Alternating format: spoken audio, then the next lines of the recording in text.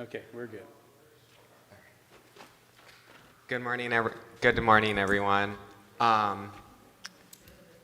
We're going to start today with a special prelude for all the folks with birthdays in August, courtesy of Judy Gammon.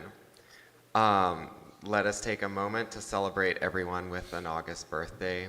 Pete Seeger's classic song, based on words from the book of Ecclesiastes, reminds us that change and conflict are inevitable, yet we can still strive for peace. A time for love, a time for hate, a time for peace. I swear it's not too late.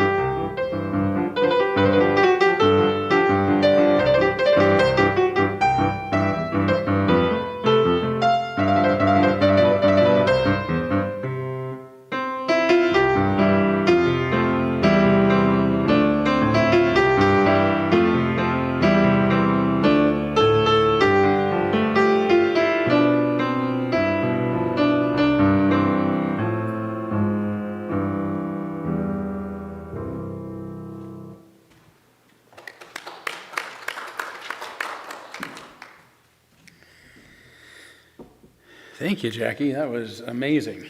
Oh, are we going to sing another song? The opening hymn? The opening hymn? We don't have Let's to. do it. Yeah, I think we should. Let's do it. Okay, let's stand and sing together.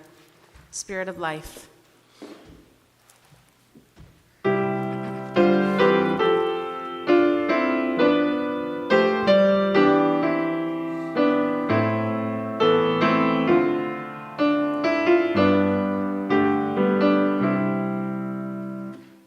Spirit of life, come unto me. Sing in my heart all the stirring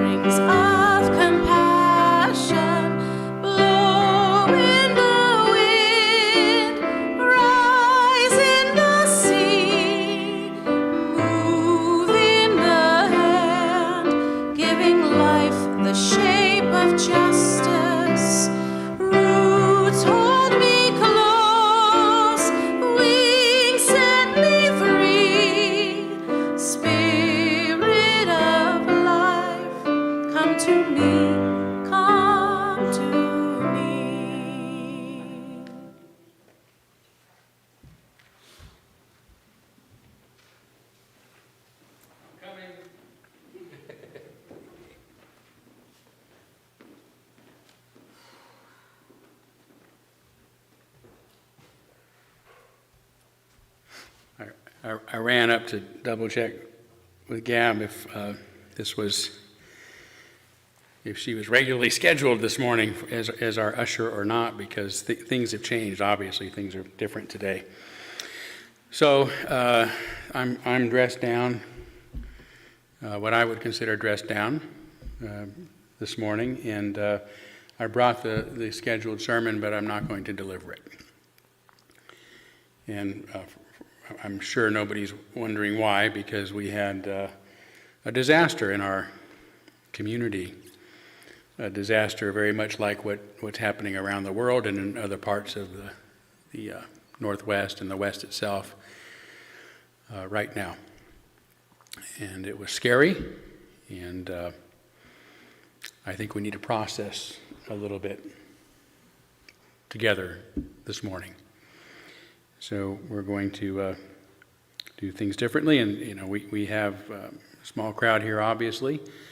Some folks may not have been comfortable getting out. I just checked the air quality. It's moderate in Spokane, but if you look to the sky, it's white, which I assume is the smoke in the upper atmosphere.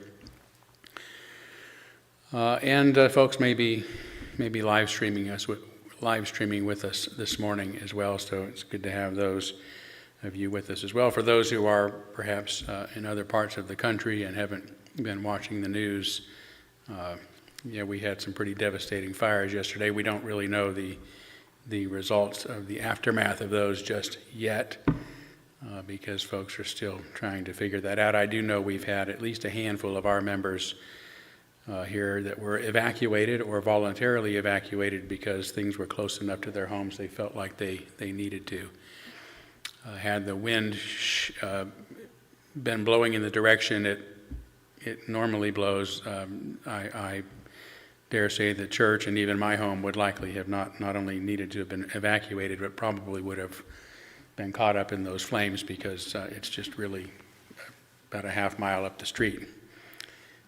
So in that sense, we were fortunate, but there's a lot of folks who were not so fortunate. So we as a community, I think, need to process a little bit of this together this morning. So things are a little bit different. And before I go on, since we are a small crowd, in fact, I wonder, Gab, would you mind getting the handheld microphone from Shelley and maybe walking around? Thank you. This will give folks a chance to maybe tell us a little bit about where you were at least yesterday. We'll talk more later in the service during the sermon period, but just to get an idea of where you're at. And if you are live streaming with us and you have my phone number, I'm comfortable giving it out, obviously, over the air, so to speak. But if you are a member or friend who has my number, feel free to text me with a message or two about how you're doing, or how you've been impacted, if you would like. So anyway, Peggy and I were great. Peggy and I and Wiley, our beloved K9 companion, are all doing well. Obviously, there was a lot of anxiety. We were packed up, ready to go if necessary, and feel fortunate that we did not have to do that. So, Gordon, you're up here near the mic. You're filling in actually today for Lynn, who was our regularly scheduled lay leader. But thank you so much. Do you want to say something about where you guys were at? Do you mind? Sure, I can do that. Well, and actually, Lynn Janishian is supposed to be here today, but she called me. She was headed up to Ponderay because she was evacuated. I have not heard back from her. I texted her this morning to see if she's heard anything about her house, but I haven't gotten any response back yet. From my perspective, Lynn and I live in Liberty Lake, and so we don't have anything that we were concerned about there. But our neighbors across the street, his daughter Danny lives just I guess it would be west of the VA hospital. And as you know, this fire went right around up just past the VA hospital. Fires got to within 2 houses of our neighbor's daughter's house. So they're lucky right now, but who knows where it's going to go. So, Thank you. Mm-hmm. Thank you. Gab, since you have the mic, is there anything you want to share? No? Shelley, real quickly, you were pretty close to the church here. What was it like in this neighborhood yesterday? The reason we're using the mic is so that folks that are live streaming can. It was a little bit scary, and we've been evacuated on that little corner right on Elliott Drive, right next to SFCC. We've been evacuated a few times there. This microphone sounds really pitchy. I basically prepared to evacuate. Everything's still all packed up and ready to go because so many times, the wind, like you said, really does normally just blow right into us. Our whole neighborhood was, we were out watching the smoke, and it was, the sky was really, it was a really beautiful bright blue, and then there was this really giant, ugly mushroom, just wall of dark gray smoke. So yeah, it was pretty scary, and we didn't sleep well last night. Yeah. But I believe, based on where Lynn Janishian's house is, I think she's probably okay. I think their house is Yeah, okay. I think so too, right. Yeah. Thank you. And I've been That's it. That's all I have to say. Thanks. Good. Thank you. Yeah. So anyone else want to maybe share a little bit about what you experienced yesterday? And while you're heading that way. You can use your mic. I can use my mic. Oh yeah, go right ahead. Turn on. So we are in the Garland district, and that's literally blocks away from a level 3 evacuate now situation, which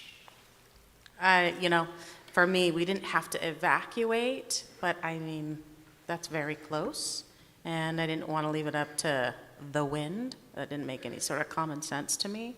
So, and I have 2 little kids, so I didn't want to, leave in anxiety, because with 2 little kids, it just gets more, and then it gets more dangerous. But anyways, we gratefully just went over to my mom's over in Liberty Lake, Otis Orchards, with our bags packed, and just we're trying to debate if we should go back home. I just don't know if the fire's at all contained. It doesn't make sense to go back if it's not contained at all, because again, the wind. So, but Let's check on that real quickly, Yeah, okay? I think- Because, I mean, you're right. The paper this morning was printed before a lot of news. I wasn't able to find any new news. Does anybody here know about the containment of these fires at this point? Okay, Alan has his hand up. Do you mind giving him the microphone? And then we'll get back to you, Karen, in just a minute. Well, I think the best advice I heard is stay put where you're safe. But do you know, Alan, do you know about whether the fires have been contained or not? Have you? I'm trying to think of the name, what's the road that Kylan Gilbrick lives near? That's bad. There are still fires going. Okay, so we're not sure And about they're the still containment. Maybe trying- somebody can check on And that. they're trying,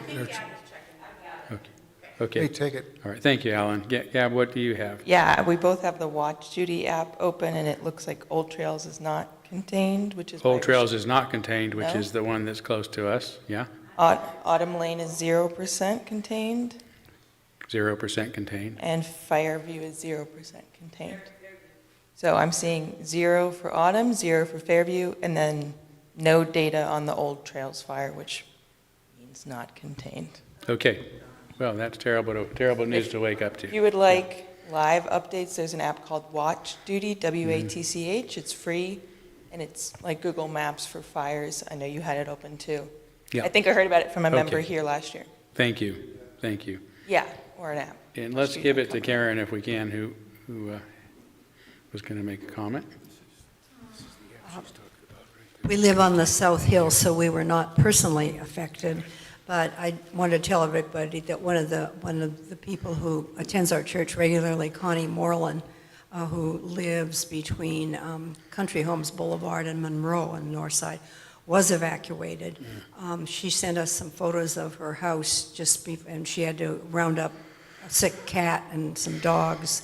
But fortunately, she has a sister in the valley, and so she's there with all the animals now. And the pictures she sent me were really scary, of huge, plumes of smoke approaching her house. So at least she's safe for now.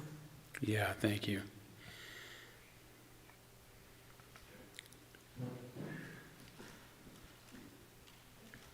So my understanding of watch duty is it's tied into the fire and first responders. So it's pretty up to date, just automatically. It's really a brilliant app.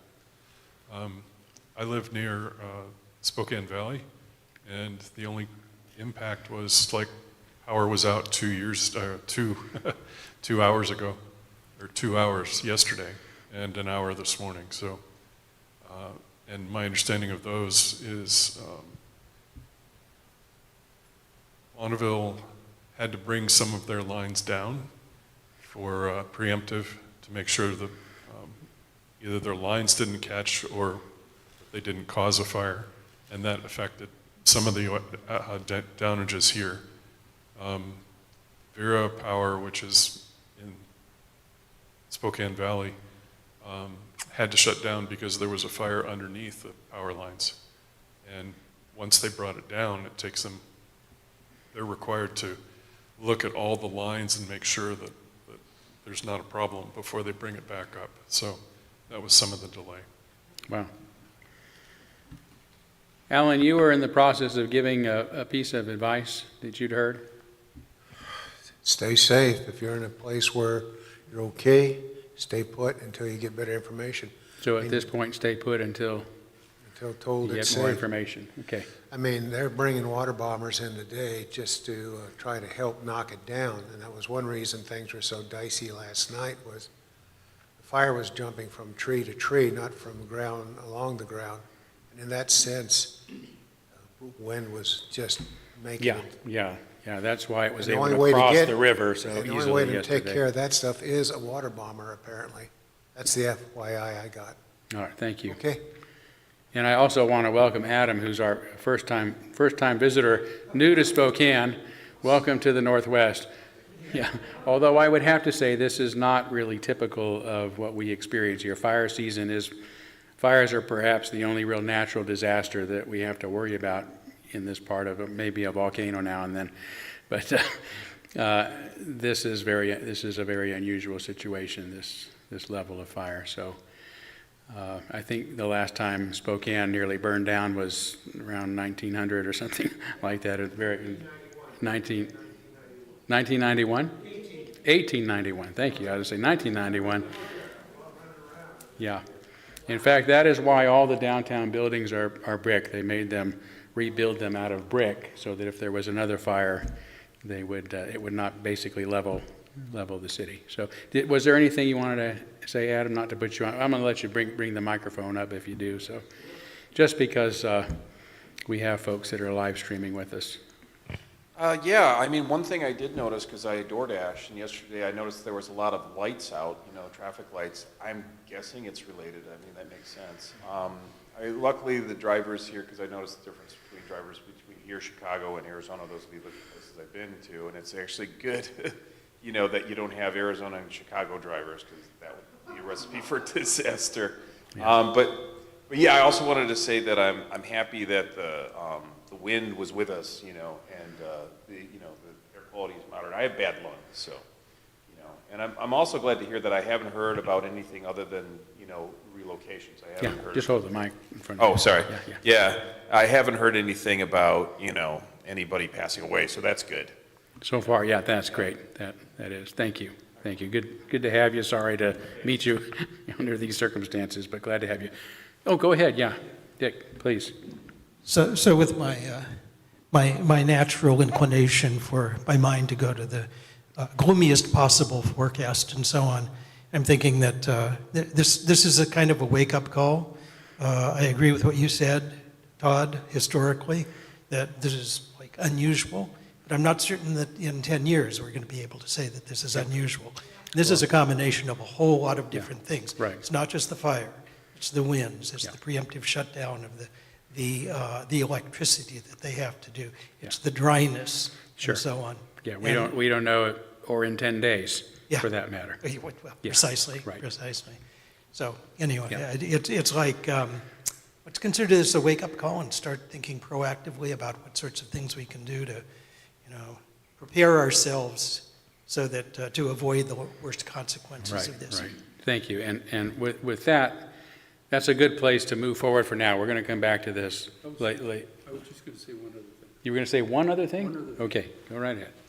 Come up to the microphone. If you have the Watch Duty app and you zoomed out and looked at what is going on in this area of the country, Oregon, Washington, Idaho, and Montana are on fire. Yeah. So it's just incredible, the number of fires that are going on right now. Yeah, So- yeah. Thank you. All right, I'm not seeing anything new from anybody via text. So let's go ahead and move forward now with our chalice lighting. By the way, this is the one time we can really be brag about using electric candles. Yes, not only to help save the planet, but also it would be a bit ironic to light a candle, a physical candle at this point, but it is an important part of our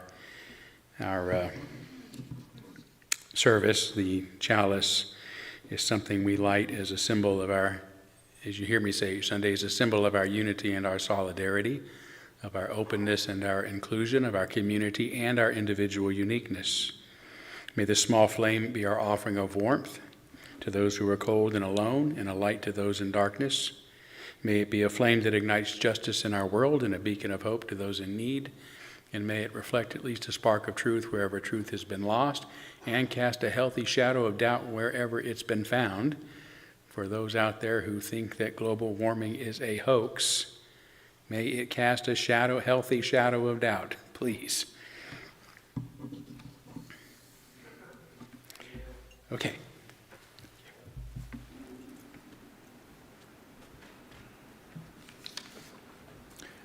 For our opening reflection today is from Alain de Botton in his book entitled Religion for Atheists. We continue to need exhortations to be sympathetic and just, even if we do not believe that there is a God who has a hand in wishing to make us so. We no longer have to be brought into line by the threat of hell or the promise of paradise.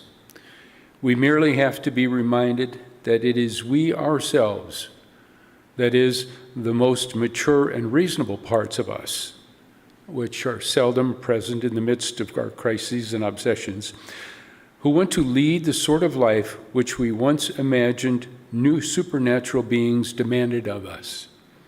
An adequate evolution of morality from superstition to reason should mean recognizing ourselves as the authors of our own moral commandments.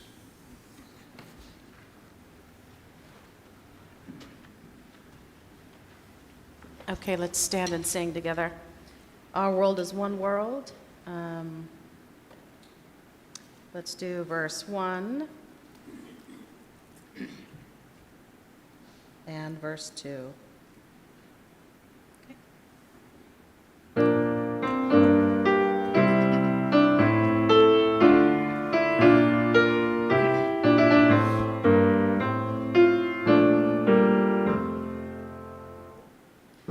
Our world is one world. What touches one affects us all.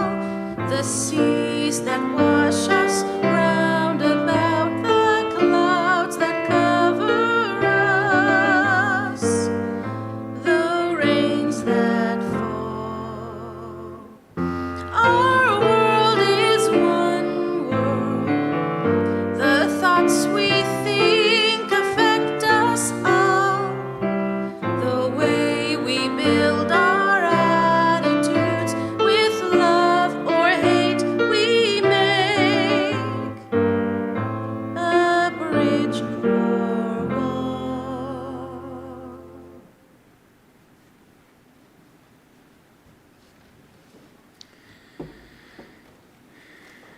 And we will now kindle our virtual candles together on behalf of those we're most thinking of this morning. And certainly there are a lot of them. I'm going to begin, as we have been, on behalf of the people who have been experiencing explosions and destruction in their communities ongoingly, consistently for far too many years. The people of Ukraine, the people of Russia, the people of Palestine and Israel and Iran, the people of Darfur and South Sudan, and all the places in the world that are experiencing the sort of life-threatening disasters and circumstances we experienced for a day yesterday, almost chronically. We continue to light candles for the frightened immigrants and their relatives in our own country, or those who've been exported wrongly to other countries where they're endangered. And I want a special candle for church member Barbara Rodriguez, who is recovering from surgery she had earlier this week, so I'll be checking on her this week and find out how she's doing. And of course, all of the fire victims, those in particular who are members of our community who've had to evacuate and at least upset their lives and are living in some uncertainty about what's happened to their homes. And then, of course, for the people throughout our local community, but, you know, as Gordon has pointed out, if you look at those maps, it just looks like the whole West is on fire right now. So lots of fires people are dealing with in hot, dry circumstances. So lots of people to be concerned about this morning. So I list those. We'll take a moment of silence on behalf of others as usual. And as usual, you're welcome to name those aloud if you like.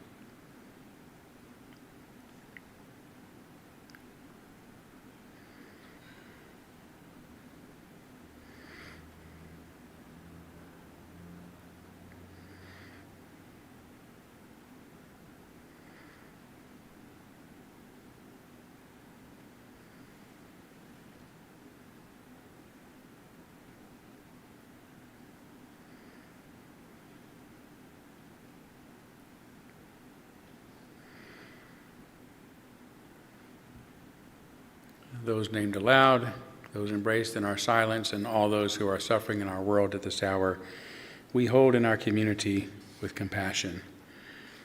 Now, usually when we have a really small crowd like this at our first service, during the collection period, I just like to point out that the basket is in the back. If you have something you want to contribute, and specifically this morning, you can do that after the service or on your way out the door. That'd be appreciated and is fine. Otherwise, it feels like we're putting you on the spot, right? Everybody can see who's giving and who's not. So pony up, you know. So we don't want to put you in that. So most folks around here, you know, pledge and their contributions come in, you know, electronically. So, but we do want to hear our wonderful music, if we can, for our offertory.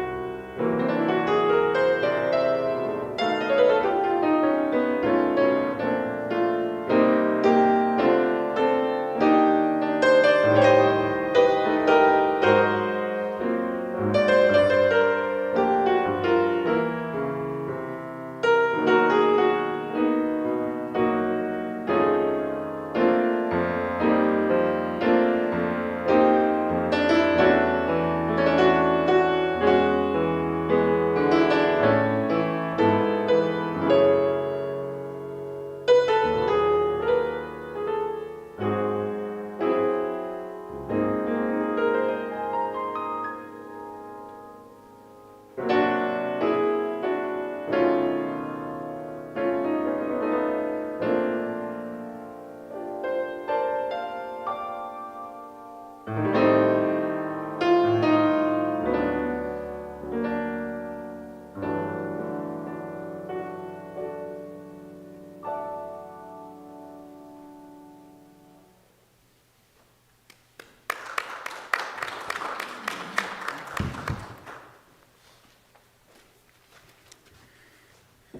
you, Jackie. It is time for our story for all ages. And whenever I'm responsible, of course, I bring a friend to help. A very significant friend today. It is Bigfoot. Hi, everyone. How's it going? Always good to see you, Bigfoot. In fact, it's very rare that most people even ever have one sighting of Bigfoot. You've become quite the regular around here. Well, I didn't exactly plan on it, Nan. No? No, I had to leave the forest last night. Things got a little too hot for me out there. Okay, well, I'm sorry, you must have been near the fires. Sure was. Big smoke, lots of orange in the sky, and us Bigfoots have very sensitive noses. Do you now? When I smelled all that smoke, I knew it was time to go. Well, okay, so you did have to evacuate. When the forest tells you to leave, you leave, Nan. You don't stand around arguing with the fire. Well, that's very wise advice. So a lot of our neighbors had to do the same thing last night. It's scary to leave home, I suppose, isn't it? It is, Nan. My Bigfoot heart was pounding. But you remember, I know it's an important rule, don't you? Oh, let's see. Yeah, always put one foot in front of the other. That's it, and it's the best rule there is when you got to get somewhere safe. And that's how you ended up here this morning. Well, it's good to be with familiar faces in a familiar place. Well, I'm very glad you feel that way. And I know the feeling, especially after a scary day and night like we had yesterday. Yes. Even when you have to leave home, it's always good knowing you're not alone. Well, you're almost a poet on that one. And as long as we're safe and we have friends, we can get through anything, even if it's a little bit different than it is different now than it was. And here's the thing the Thoris has taught me a long time ago. What's that? Even after a fire, the Thoris doesn't stay dern forever. No, the rain comes again, the green comes back, the little animals return. It takes a while. Things are never quite the same, but we get through it. That's how nature works. Well, that's a really hopeful outlook, Bigfoot, but I'm a little bit ashamed to admit that all the fires burning in the world right now are likely caused by humans, not by nature. Well, that's true. But Bigfoots don't walk backwards. We always knew forward. What did you say? Forward. That's really hard to do without moving your lips in it. Did you mean to say forward? That's right. Facing what's right in front of us, moving on and heading in the right direction from now on. Well, that is very wise, Bigfoot, and maybe what we experienced yesterday, as Dick said earlier, will better help us all understand that we can't return to our old ways. We have to face what's right in front of us and finally move forward together. Now you're talking, Nan, and also, as us Bigfoots always also say, you got to walk your talk. Very good. Well, thanks for the reminder, Bigfoot, and thanks for being here today. You look exhausted. Why don't you take a well-deserved rest? All right. See you guys later. Now, I also have, this is something I think about a lot, and you've heard me talk about it in sermons. We just do not have to be where we're at, right? The Republicans themselves were the ones who started the environmental movement in the early 70s under Richard Nixon as a result of the huge movement caused by Rachel Carson's classic book, Silent Spring. And Nixon created the EPA, and there are all kinds of environmental protections, and we started putting, solar panels on the White House roof, and because that was the opposite of, something that his opponent was doing, Jimmy Carter, Ronald Reagan decided to take those off. And ever since, Republicans have made anti-environmentalism part of their platform, and I mean that, anti-environmentalism, to the point where, early in the process, they would say that nobody is sure global warming is happening, scientists disagree, it's a hoax, right? And then when it became impossible to deny anymore, under the second term of George W. Bush, scientists disagree about the cause. They don't know what the cause of it is. It's happening, but it's not caused by human activity, always preventing us from addressing the fossil fuel crisis or issue that is really causing this to happen. And now, of course, it has a leader who is continuing to call this the greatest hoax ever perpetrated on human society. We have an election coming up. We have an incumbent who hasn't spoken, to my knowledge, on whether or not he agrees with his party's leader as to whether or not this is a hoax.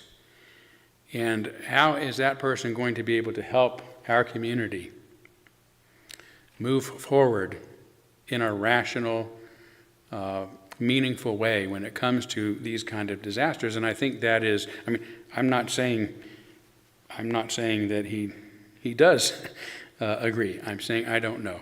But I think that is a question our community needs to raise right now and find out, because this cannot be the new normal because people keep wanting to deny it.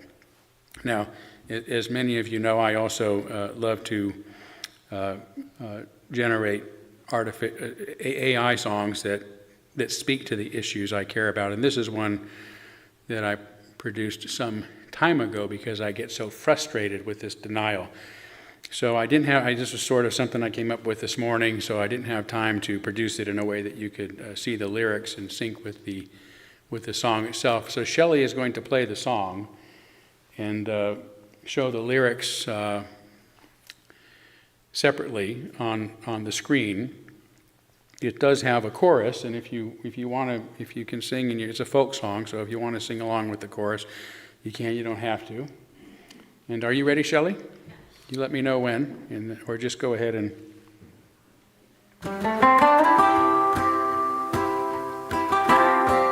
As plain as the rain.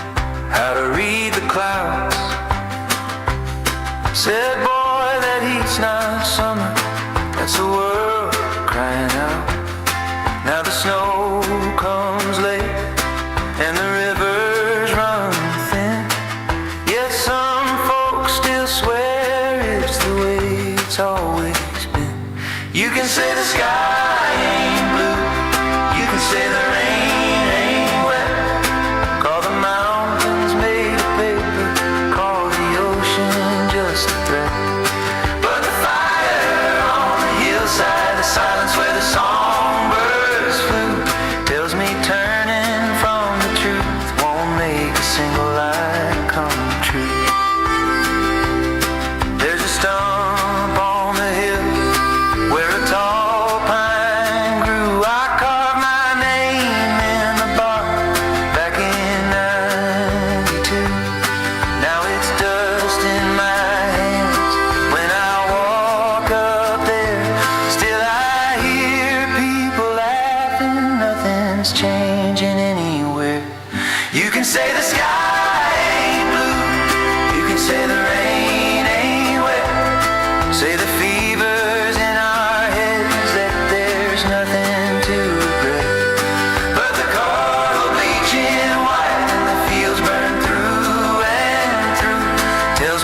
closing both your eyes won't change what sunlight does to you.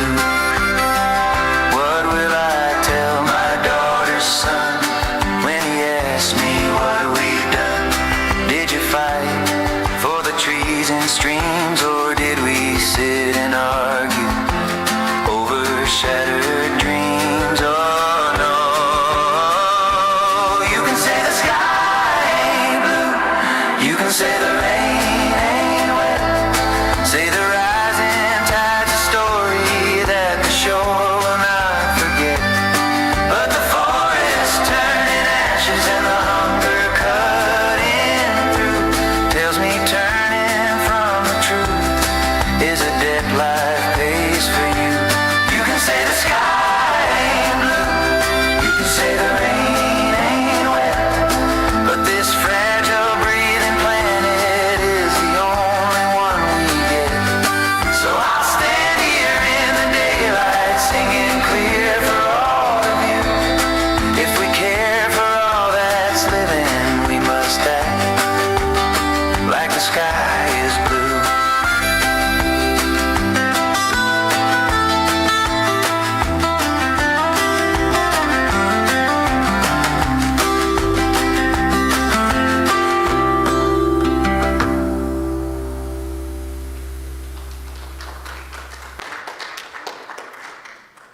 Thank you. That was obviously a very timely song for what's gone on.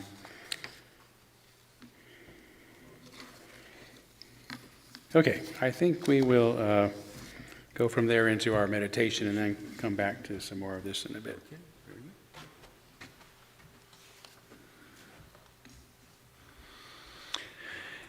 As we move into a few moments of quiet meditation together, I offer these words from Iris Murdoch, who believed that morality begins not with rules, but with learning to truly see another person. Art and morality are, with certain provisos, one. Their essence is the same. The essence of both of them is love. Love is a perception of individuals. Love is the extremely difficult realization that something other than oneself is real.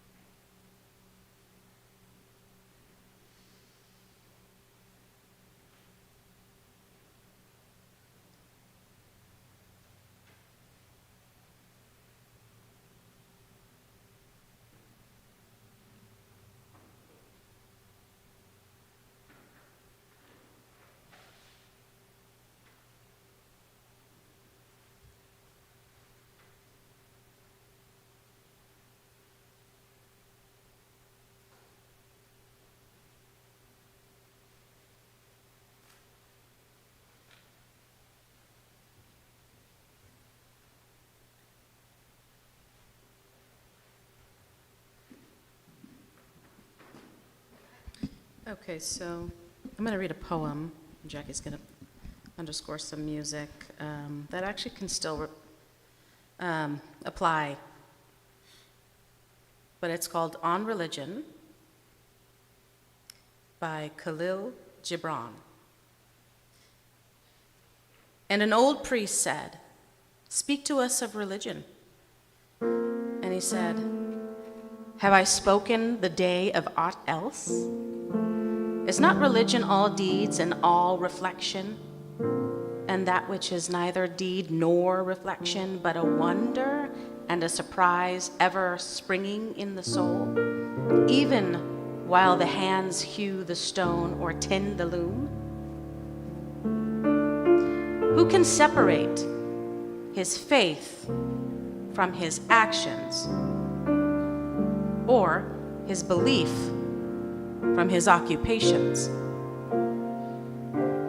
Who can spread his hours before him, saying, this for God, and this for myself, this for my soul, and this other for my body? All your hours are wings that beat through space from self to self. He who wears his morality but as his best garment were better naked.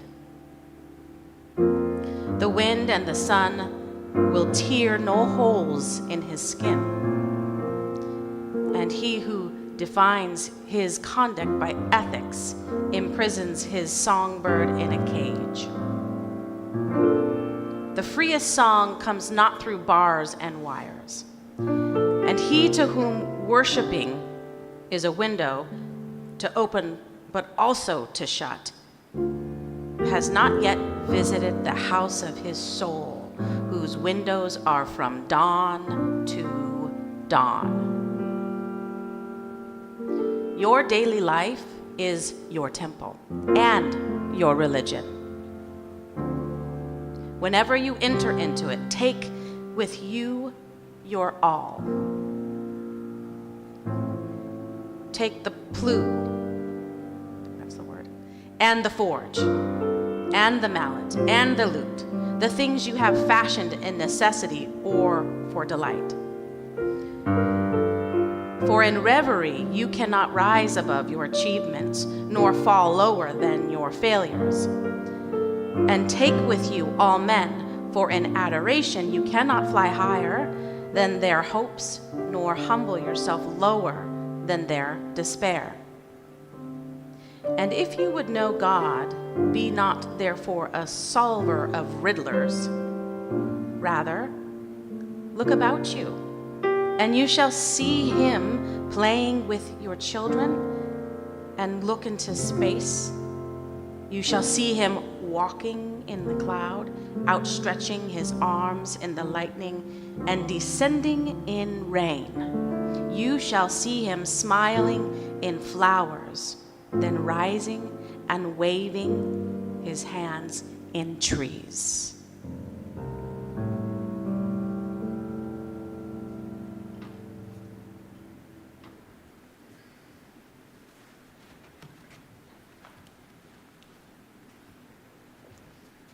Oh, thank you both so much. That was completely appropriate for our service today, even though it has changed.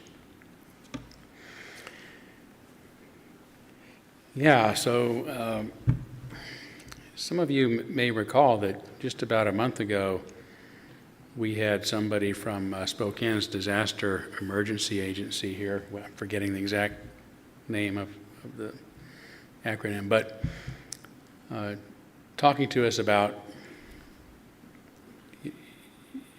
what to do in our community when there's a disaster, some sort of unexpected environmental disaster, natural disaster, or something else, and even possibly if we would want to become part of the organization, in a way that we could use our facility or something during a disaster. So we didn't move much past that, other than getting the information. It's just a short time ago. I did receive a few, one or two texts yesterday about opening the space, and there were a couple of problems with that I would throw out. One, I wasn't entirely sure that this area wasn't going to be evacuated. It didn't make a lot of sense to open it up for folks. Now, when we were evacuated from my neighborhood a couple of years ago, I came here and invited some neighbors to come, and some of us did come and take temporary relief here. But yesterday didn't feel right. Also, I mean, it's in the middle of a crisis. Who do I contact and say we're going to open our building up, as a potential space, overflow space? thirdly, it's a rather inadequate space, right? They had opened up a gym at the community college, and that very quickly became the entire convention center. So it just wasn't big enough. So I'm not quite sure what we would do other than opening it up to some of our own church members, but still we have to communicate that. So that leads to the solution, right, to the question. And that is that we need to form some sort of plan and some sort of relationship if we're going to do this. So that, is there going to be water here? Is there going to be enough restroom use? Who's going to occupy this with folks who need to be here, and make sure, we need to actually have a plan, probably a team or something in place that would want to help work with the agency here in Spokane and figure out if this is something that we could do or would want to do, or if perhaps it doesn't make sense really for a disaster. As we've seen how much a disaster displaces folks, how much we would be able to be of help. Nevertheless, what it does show us, just like it's probably shown almost everybody in our area, we have to be prepared for whatever it is we have to be prepared for. So I don't think we can do any sort of immediate responses unless we have a plan and a system in place and know exactly what it is we have to offer and what we need to do to pull that off. So I'm just throwing that out now as one of the things for us to consider as we move forward as a congregation, and begin to discuss what is our role in circumstances like these. How can we be the best help? How can we make the best use? And I think today one of the things that we can do is open up the space for people to process a little bit about what you're feeling, what you've gone through, your fears, your anxieties, your anger, whatever it might be. Is something that a community can always offer without any planning, any extra work, because that's who we are, that's what we do. So with that said, I would again open the floor up with the microphone. Gab is going to help with that again. And I would again invite those of you who have my cell number, if you want to text me from afar, you're welcome to join with a comment or so. I haven't received anything specifically, but I see one from some friends who just said, who live on the west side, who said, watch the news about the fires last night. Are you guys okay? Family reaching out, that kind of stuff. So, but I'll keep my phone in my hand in case anybody out there is texting, and we'll open it up for anything that you guys might want to add to the conversation.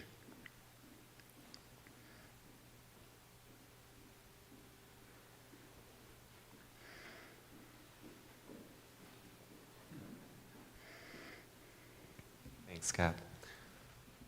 Yeah, I'm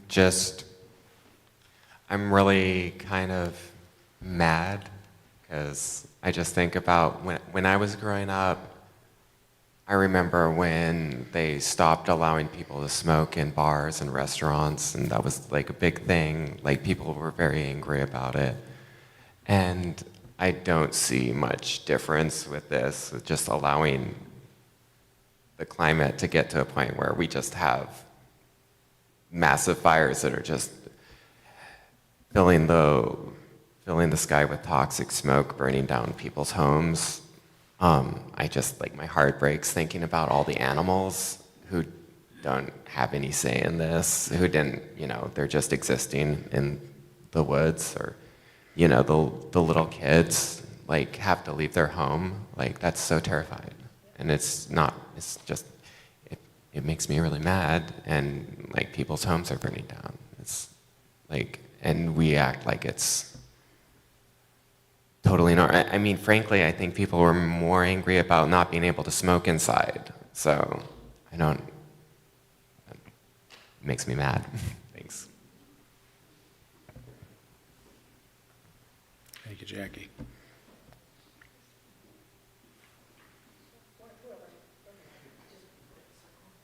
I think I'm just really mad for the children.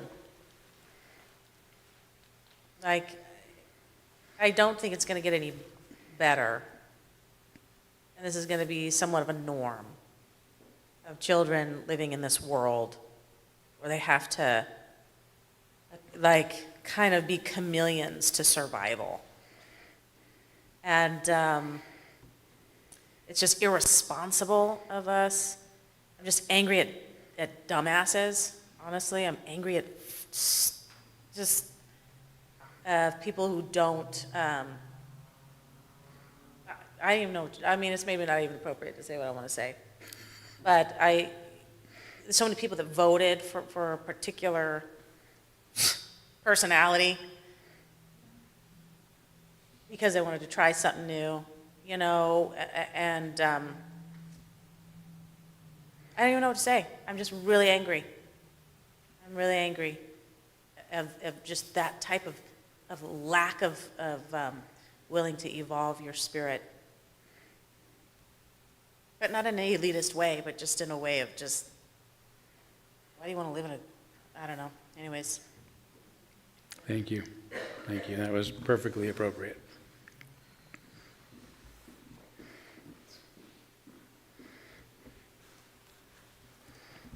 I think Shay hit the nail on the head.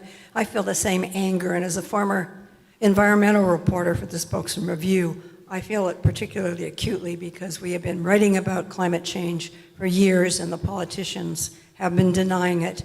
And the science is settled now, whether it's the international agencies about climate change or our own local scientists. Last year, I listened to a panel from Stanford University with climate experts who said that where we are right now, we cannot go back and create the climate of the past.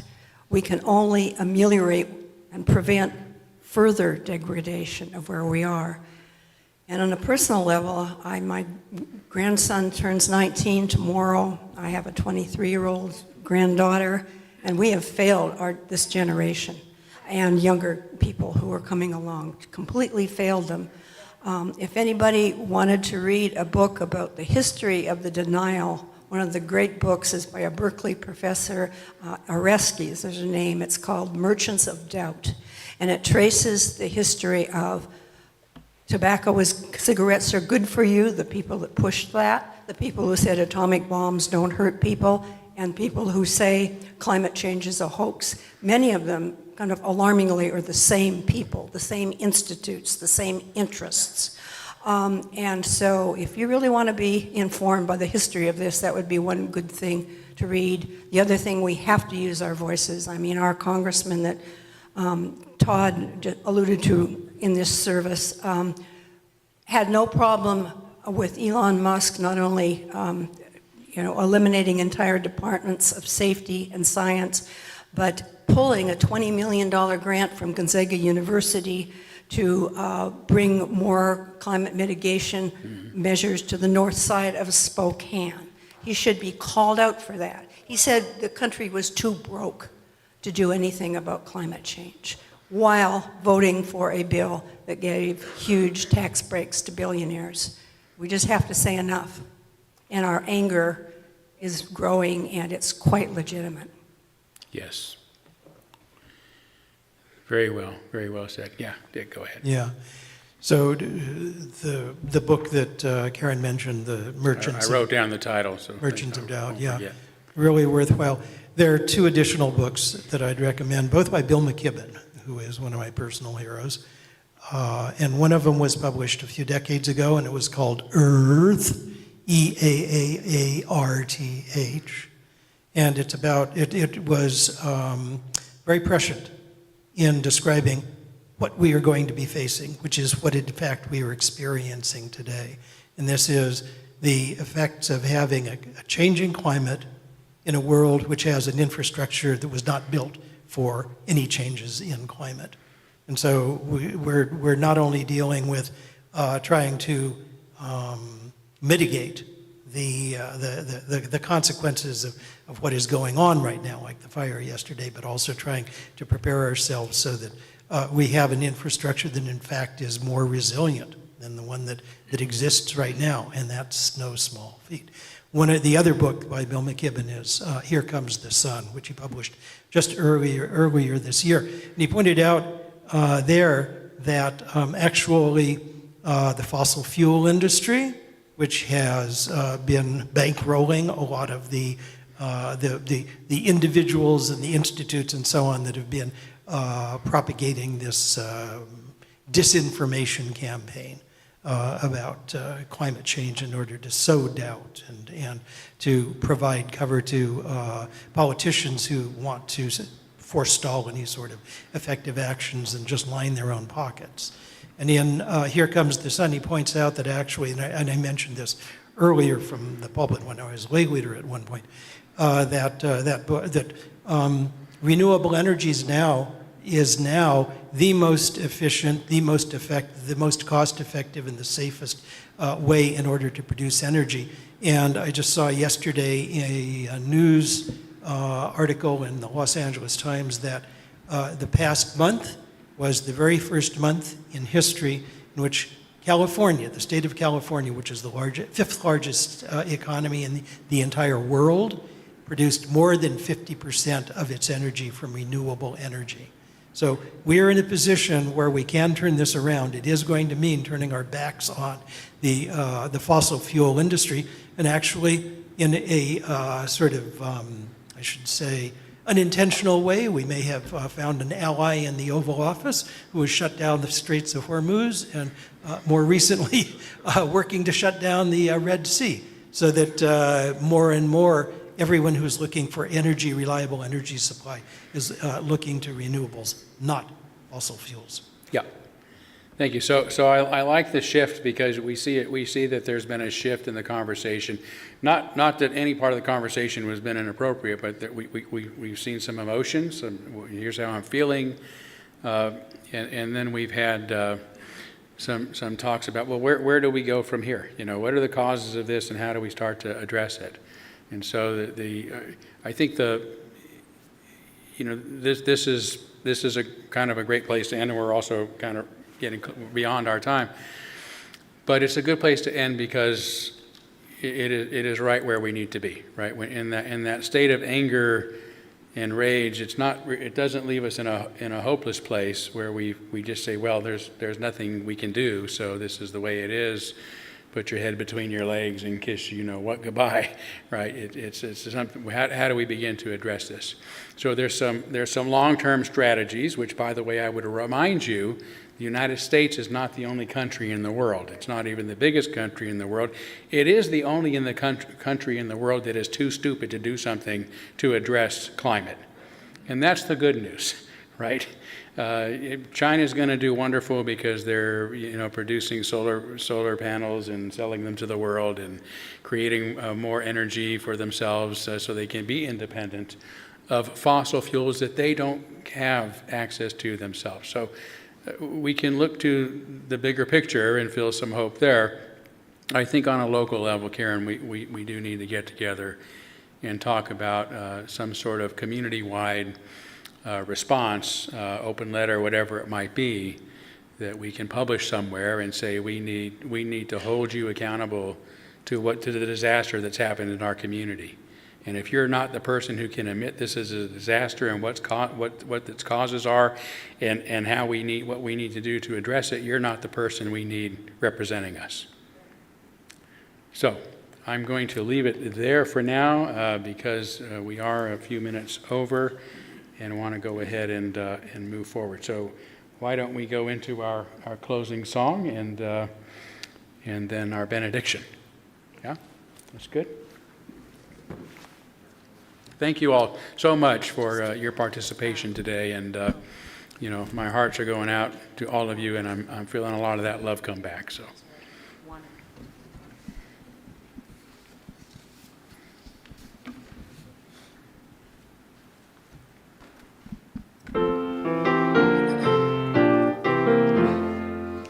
Just as long as I have breath, I must answer yes to life. Though with pain I made my way, still with hope I meet each